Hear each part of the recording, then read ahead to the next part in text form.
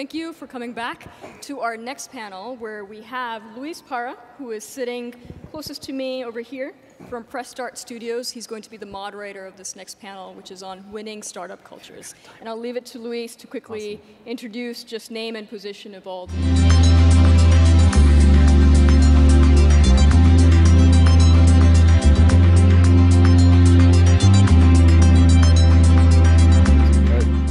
Well, as Anna said, my name is Luis. I am the CEO and co-founder of Press Start Studios, with a video game company. Here to my side is Ian McGee. Sorry, a second. Blake Commagere. Did I spell it right? Nice. Premal Shah. I got a woo. That's So if you guys can really fast tell us what you do in your companies. I am an independent producer. I work with overseas teams, Pakistan, China, and Russia. And I match them up with publishers, produce titles, do game design, pretty much anything that needs to be done. Before that, I had a startup called Expresso Fitness. We made an exercise bike with a video game world and sold 10,000 worldwide. It's an awesome product. Check it out. I'm Blake Commagere, CEO and founder of MediaSpike. We have a technology that powers product placement in social and mobile games. So I've been doing that for a little while. That's fantastic. Prior to that, doing a lot of game design and building games, some of which you may have been annoyed by on Facebook. So I'm the guy responsible for the Facebook zombie and vampire thing that took off. And then prior to that, I actually wrote and designed causes on Facebook. So. Oh, that's cool. Very cool. Hi, everyone. My name is Premal Shah, and I help run a nonprofit based in San Francisco called Kiva.org. How many of you guys out there have been to the Kiva website or know what it is?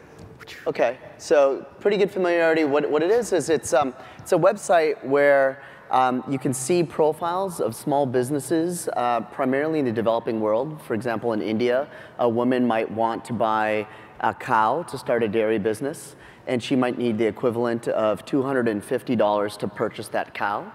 And you, together with anyone on the internet with a credit card, can make a loan in $25 increments towards people like her. And as that loan is fully raised on the website, monies are transmitted, and then essentially over the period of a year, typically, you'll start getting repayments back on the loan that you put in. So if you lend $25 to a woman in Cambodia who's a seamstress, loan $25 to a woman in Kenya who wants to buy some inventory for a shop, and then a man in India, if you lend $75 out, typically the money will start coming back every month, and then you can take that money and withdraw it to your PayPal account or re-lend it to someone else. And in the last 7 years, Kiva now has helped about 1 million small businesses in 70 countries, raising over $430 million from people just like us. 83% of the loans go to women entrepreneurs in the developing world. And as a credit to them, the repayment rate stands at 98% on the website. So it's a real testament to the working poor that when given an opportunity, access to capital to start a business or grow their small business, they will steward that opportunity very carefully. And the success stories are amazing. And we have a program, particularly for young people, called Kiva U that we're launching that you guys might want to check out, where you can start a Kiva chapter within your high school and within your college. And that's something that we've launched recently. About 1,200 universities now have a chapter, and about 1,000 high schools have a chapter. So Kiva U is something that you might want to check out. All right, that's very cool. You guys have done amazing things. This next point will be great if you can tell us how you start. How you went from point A to point B right now? You want to go? Point A. So yeah, so how do you start? How do you start from the very beginning to where you are right now in a very So for me, I'm a designer and an engineer as well. So I have the luxury of being able to say, okay, I'm going to prototype something. I'm going to actually build and get something far enough along that makes it way easier for me to share a vision, because it's one thing to talk about something and to be able to like, sketch things out, but personally, it's so much easier for me to communicate and kind of like talk about, where something is going when I have something to show someone, right? So that's always been how I've approached, and I personally find it's a lot easier to bring, co-founders into an idea and bring, your early team members on when there's something physical, tangible. Well, I say physical. I always do software. When there's something that they can actually play with and interact with. So for me, that's always my very first step before I start to bring people in. What about you, Ian? Whiteboards and a lot of talking. We do a lot of just messing around with ideas and trying to come up with things. In the case of the fitness product, we knew the core idea that we wanted to do. We wanted to take what was going on in technology and video games and bring it into the gym, which when we started this in 2003, the gym looked like it did in 1980. The technology just had not changed at all, had not moved into that market. And so we spent a lot of time talking, and we spent a lot of time talking to money people, and that didn't get us anywhere. So we spent time talking to gym owners and club members, and that got us a lot further. That was a lot more interesting. And so just reaching out and talking to people that were going to use the product. And then as we worked our way through trying to create a business, originally we thought we were going to be a software business. We ended up having to fund building the bike ourselves so that, similar to you, we could actually show it to people. Once we got people on the bike, they were so enthused that it just took off, and everything worked great. But we had to get them on a physical bike before they understood it, so it was a long process. Imagine. We had a similar story. Before I met one of the co-founders of Kiva, who was actually a programmer. He was working at TiVo. And our mission at Kiva is to connect people through lending to alleviate poverty. But he jokes that before that, his mission was to pause live television. And he's sitting there by day, kind of working at TiVo, doing Flash programming. And then by night, he was really inspired by this idea of how can you invest in the working poor. And so he started building this prototype site. Just like you were able to just kind of build it. And by building that prototype, I was doing a bunch of PowerPoint, which was the wrong way to go, right? Like, just start with the product, screw to projections. It's all about just getting like early traction. And now it's really, I think, well documented with like lean startup and things like that. But what was really amazing is we're this prototype website. We're all working as volunteers. He had quit his job at TiVo. I worked at PayPal, and I quit my job. And if you typed in the word Kiva into Google, like the top result was a spa in Santa Cruz, and there was like no traffic on the website. I remember, I looked into the database to see if my parents had even used the website, and they hadn't even used it. And they were mad because not only did I quit my job at PayPal, but I never was that doctor that they wanted me to be, right? So. I remember we're sitting around and I was thinking this company is not going to survive because we had this prototype, but it was really hard to get kind of people using the site. Although people would say, oh, it's cool, not many people would use it. And that all changed in October of 2006. We were alive for about a year, just struggling. And I thought if we couldn't make it for a couple more months, because we had to get people on healthcare and get some salaries going, we'd have to go get day jobs and work on this by night.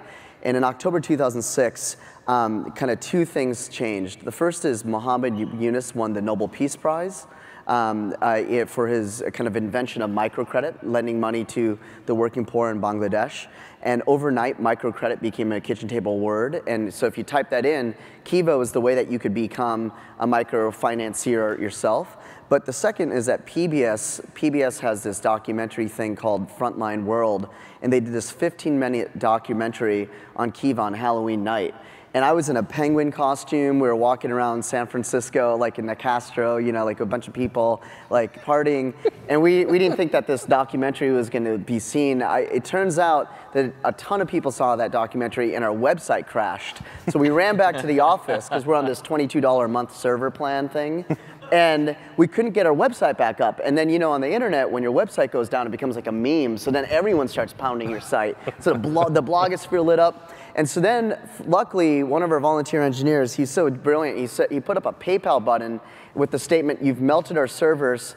help us basically buy new ones. Nice. And we raised That's awesome. $130,000 in 4 days from the internet community to basically, that was like a Series A injection or whatever Awesome. into Kiva. So, you know, one of my pieces of advice is, you know, basically, you know, actively prototype the idea and try to just drive to the product as opposed to getting stuck in PowerPoint land and talking about it endlessly. But the second is keep your costs low and wait for that moment of serendipity. A lot of these companies, even PayPal before this, you know, it wasn't until it discovered the Petri dish of eBay and the use case of being able to pay for auctions that it began to grow. And so sometimes companies, as you get started, it might be a couple years before the traction really begins. All right. Thank you. So like taking a beat back to the principles, it's all about teamwork, right? So how do you find the right partners and how do you make them believe in your vision? So who wants to take the lead? I'll go first. So finding the right people to join your team is, I mean, without a doubt, probably the hardest problem you can solve as a founder, and also one of the most important, because the wrong people will kill your company, absolutely.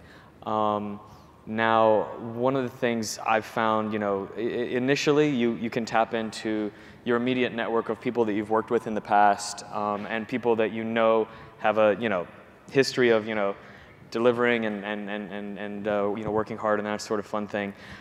So I always tap into my existing immediate network of people that I've worked closely with.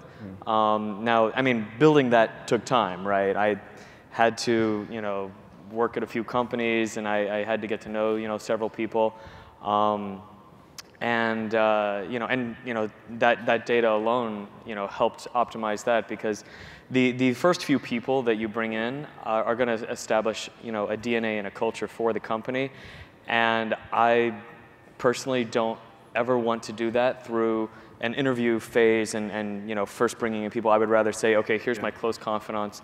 And so, you know, then it's like, okay, I'm pitching a vision and selling to, you know, effectively to people that I have worked with and know that if they commit, they're going to be, you know, in it for the long haul, and this is, you know, the type of thing they do. Yeah, commitment is super important. Oh, yeah, without a doubt. You can't, you can't start out with, you know, people that are going to say, oh, this is a job. You need to know that these are people that can be inspired, and there are some people out there that just, no matter what you do, they're going to suck at an early stage startup because they're not the type of people that get inspired and get consumed. And it may sound kind of negative, but the whole like drink the Kool-Aid kind of notion is something you need from those first few people. You need them to believe that what you're working on is more important than anything else in this world, and that it's and that it's going to take a priority, because if you have people that treat it as a paycheck and a 9-to-5, you're going to start off on a very uninspiring foot, and it's going to just absolutely destroy the company. So I tap into that immediate network of people I know that, you know, can be inspired, and convince them. I'm going to take, it's really hard to hire, and interview is a tough way to do it too. I think that you learn by spending time with people. You know, you have to take a chance on somebody. What I do now actually is much less about what you have done in the past. I want to know much more about what you do with your time, how you spend your time, what you think about, how many different areas you know everything about, and whether you've done deep dives into things and really taken them apart. Those are the other thing that I do is I look for people who are optimistic and have a positive worldview. I'd say other people have a different, more cynical approach to things, but I like to hang around with people that are actually enjoying what they do and think that things can be better and that we can make it better. And those are the people, you know, I've hired people that were not making any money or were completely unemployed, unemployable in many cases. The games industry is good for that. You know, these are people that you would not give, if you put it through a resume mill, you would never pick that person. You would never say. But when you talk to them, you see that spark, you see something, you see awareness, you see a little grit underneath. And those have been some of the best employees I've ever had. And you know, it's just a question of, you know, putting your faith in people and trusting them. to do their best. And if you really have the right expectation and they're the right kind of person, they'll respond to that. And I think that helps build a culture that you can be proud of. What do you think, Premal? Well, I really agree with what you both were saying. There's the optimism is key, because I think starting something it can get you down, and if you have people who can't really embrace that ambiguity and can't kind of smile through it or return back to a place of positivity, it can really splinter to early teams. So. And then what you said around kind of going with the people that you know. I mean, if you out there, are thinking about starting a startup, I would look around to the people right next to you, because my experience between PayPal and Kiva, the guy basically who got me into PayPal was the kid in my freshman dorm, and he was just a big goofball, right? We were both 18. We did a lot of just dumb things together in college. And he ended up being one of the co-founders of PayPal, and at the time he was, the concept wasn't getting a lot of traction, but I just wanted to work with one of my buddies, and one of the kind of mantras at PayPal, the early days of PayPal, is hire your friends, because you kind of have spent a lot of time with them, you've checked them out, and then we can kind of learn what we need to learn about the payment space. And that naivete about the payment space, but the strong social cohesion of kind of friends hiring friends and expanding out that way, I think was a really important part of the early success and the cohesion through a lot of different pivots and crises at the company. With Kiva, the guy I co-lead Kiva with also went to school with me, college with me. So I guess if you're in college right now, or even in high school, really invest in the relationships around you and really get a sense of who are those people that 10 years, 5 years, 2 years, whenever, that you'd want to kind of go into battle with. And chances are either they or you are going to stumble upon an idea that gets you super excited, that just has to be tried. And it's really great to work with some friends that you really trust, because it can be rough going when you're getting a company off the ground. All right. So once you have your team, you develop it, you get people to believe in you. How do you keep them motivated? How do you balance the ups and downs? How do you, without being harsh to a teammate, you tell them this is not right, go this way? How do you manage that team culture? It can be tough. In the case of the bike company, we spent 10 months before we got our first funding, and during that time, none of us had salaries. We met every day and worked on the project. We went and pitched VC after VC after VC.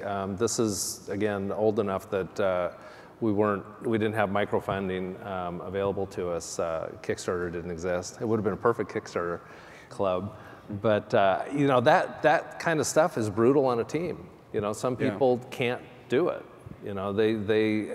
The thing about a startup, especially for somebody who comes from a corporate world, you're creating something new. You're building something that doesn't exist, and you're building something that most people think can't be built or shouldn't be built, or else somebody would have built it already. So you're there building something, creating something brand new. Your parents aren't going to understand. Most of your friends aren't going to understand. Your spouse certainly isn't going to understand. And yet you're going to find a way to keep pushing through that, and you're going to carve out a vision, and you're going to change that vision, and you're going to make it into something that works. But meanwhile, you got to be able to hang in there and just keep pushing. And that's hard to do, and we did have team members that couldn't do that and wanted to not know every detail, and so some of those we told less about the individual reactions of the investors. The 5-minute meeting with the investor where they kick you out immediately, we didn't share some of that, but you just keep going. I mean, I think that keeping people, without a doubt, keeping them motivated and inspired is critical. And it's a nuanced thing to do correctly. Something that I think anyone is going to agree that they're still learning, you know, and every person is different, right? There are times you need to use a gentle touch with some people, and there are other times you have to be like, hey, I need you to, you know, I need you to get in gear, I need you to be on point with this. Personally, I know for, you know, there's some, you know, absolutes I know. One, which is, it is far easier to inspire someone than to fix bad morale, right? Like if you have bad morale, it's very, very difficult. It's far easier to get someone to step up their work than it is to fix someone that is burnt out. Personally, I think that you have done something wrong if someone burns out, and you have done something wrong if morale has taken a negative turn. And it is a lot easier to do the right thing first than to try and fix it later. So one of the things that you know is kind of like a driving you know, ongoing thing for me is to say, okay, you know, to check in with people with high frequency and to constantly keep them, you know, share the vision repeatedly and keep talking about how amazing it is, you know, the things you're going to do to change the world. And it may seem like, you may feel like, okay, I'm a broken record and I'm spending so much time, you know, telling people something that they've already heard, but they need to hear that. They don't need to hear from you as the founder that something's bad and I'm stressed out and I'm freaked out. Like that is one of the luxuries that you absolutely give up. You don't get to vent to your team because remember, your team is not there to console you and pick you up when you're feeling down. Like, it just doesn't work that way. And the other way around. Absolutely, you have to. You're serving at their pleasure in that capacity, and it is absolutely unfair. I know so many founders that, you know, when I get on their case about it, they're like, well, it's not fair that, you know, someone else on the team gets to be upset and have a bad day and vent, and I don't.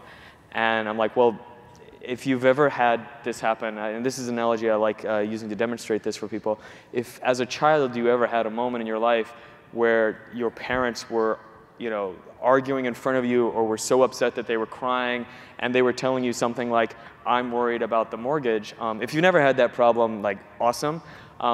It is awful and terrifying, absolutely terrifying to hear as a child. And it is a very similar set of feelings when you've wrapped up your financial security and your belief that you're going to be able to make ends meet in another person. And that is what all these people that join your team at an early stage have done. When you hear that there is a problem with that and that and the person is upset and freaked out and scared, that translates immediately. It can be destructive to morale as well as their productivity, and it can be toxic. So personally, I don't believe that you get to have this luxury of sharing your own personal stress and failure and that sort of thing on the team. It's completely destructive.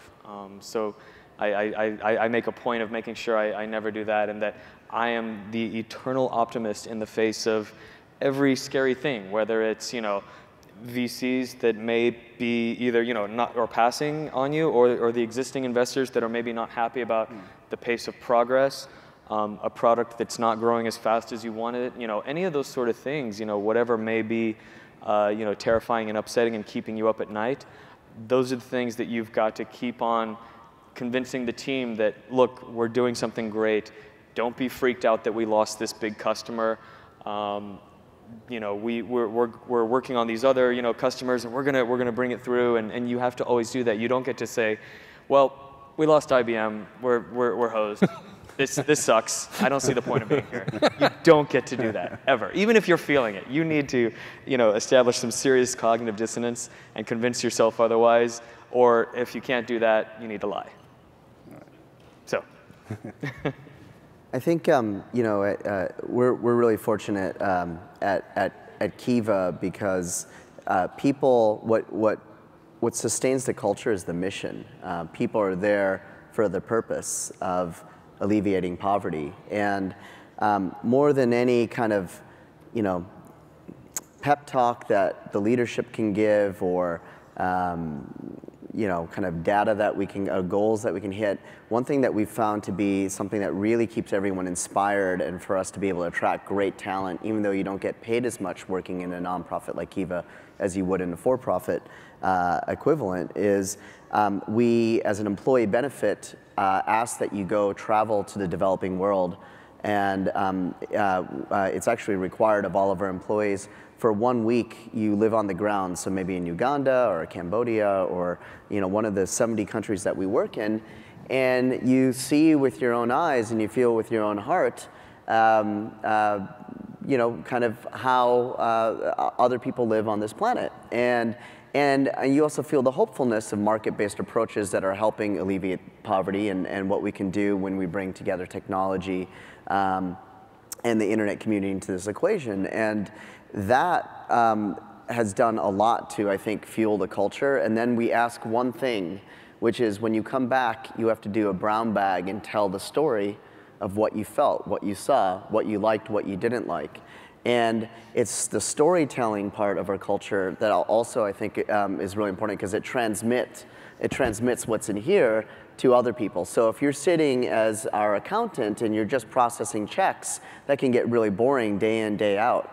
Or if you're working as a back-end engineer doing some kind of obtuse piece of coding that literally you haven't seen the light for days, to be able to kind of stop and listen to someone's story of their trip recently to East Africa and how a dryland farmer who literally they visited was burning trees on their farm for charcoal just to eat, and now is basically planting sorghum or short-term crops or being able to get beehives on their farm so they can start getting some honey income.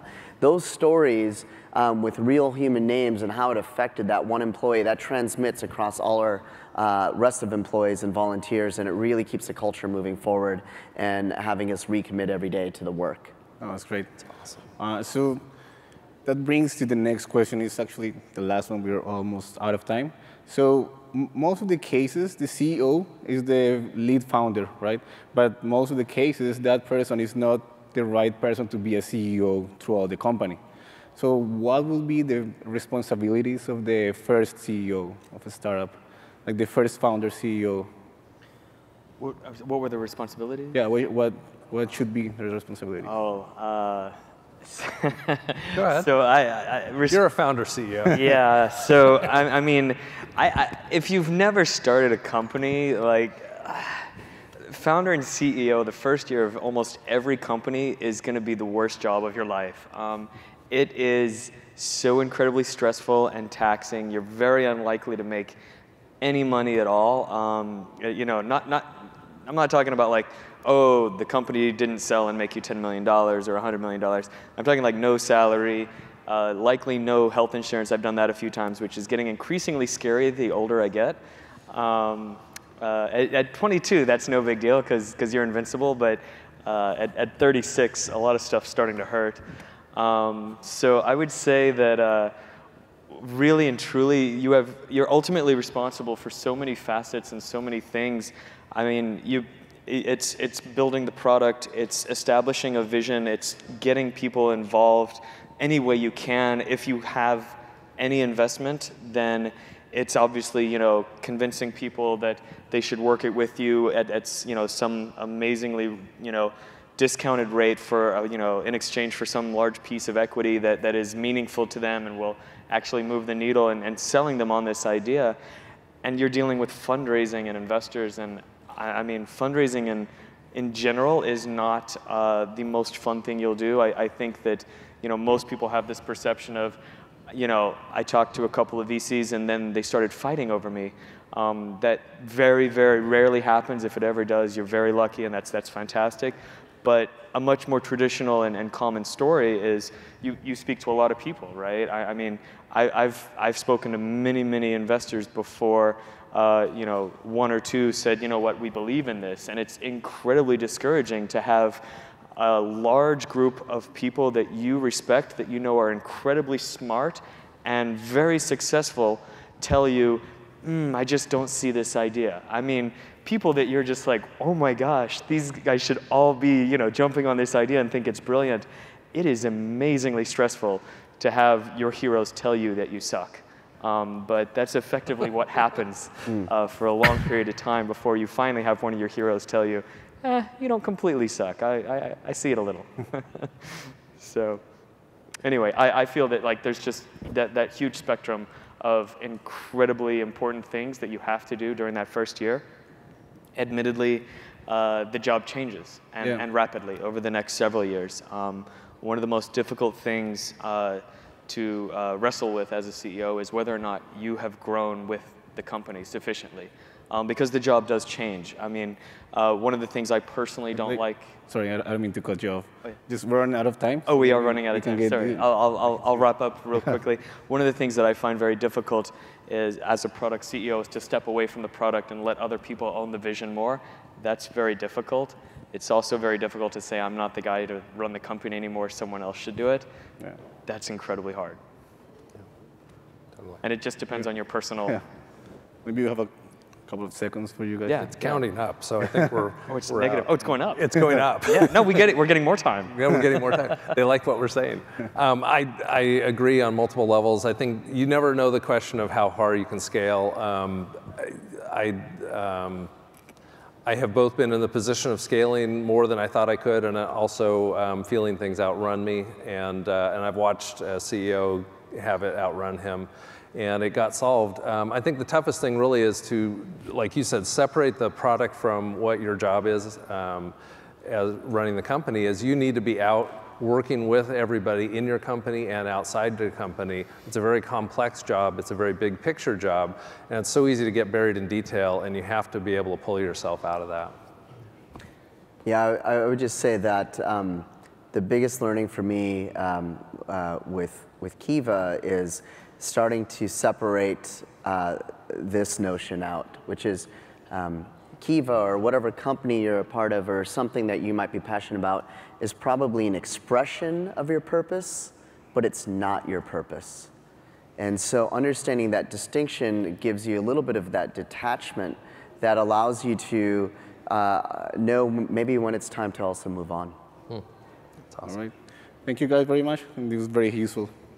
Thanks. Thank you. Can we sit? I think we stay here until they kick us off.